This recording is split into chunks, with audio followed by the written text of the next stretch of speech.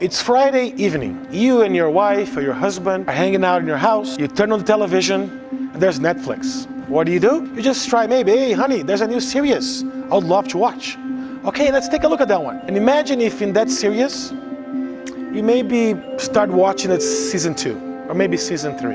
The question that I have for you is, are you going to be able to understand the entire season or the entire concept of that season or of that series by starting at season 3? Or if you go back 30, 40, 50 years ago, when our movies, the regular TV, had TV commercials, imagine if you got back home and then you pick up a movie after the 3rd TV commercial.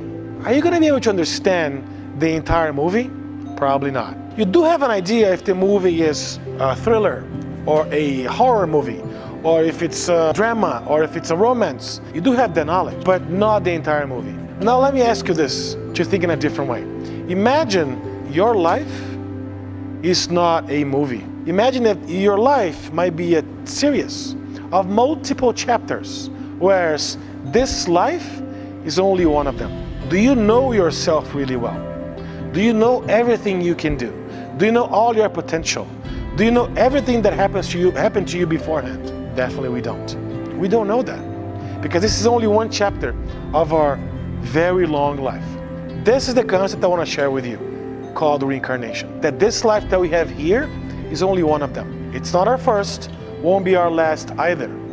But if we stop to think in a way that this is a whole series of events, and this is only one of them, I have a better grasp of really trying to comprehend where I came from, what I'm gonna do next, and what am I supposed to do in this life. And if you understand that, you get the idea of reincarnation. And not something that's totally extraordinary. It's not a science fiction. No, because it is not. As we learn from Spiritism, reincarnation is here for all of us. And the interesting thing about this is, there are many researchers that are really trying to think about reincarnation. They're spending sometimes decades researching reincarnation that only really corroborates what we learn from Spiritism. But the invitation that I have for you is, don't try to understand what happened to you 2, 3, 4, 5 incarnations ago. Thanks God, we don't know these things. Try to understand what's happening to you right now. What's causing you some of the afflictions that you're having right now.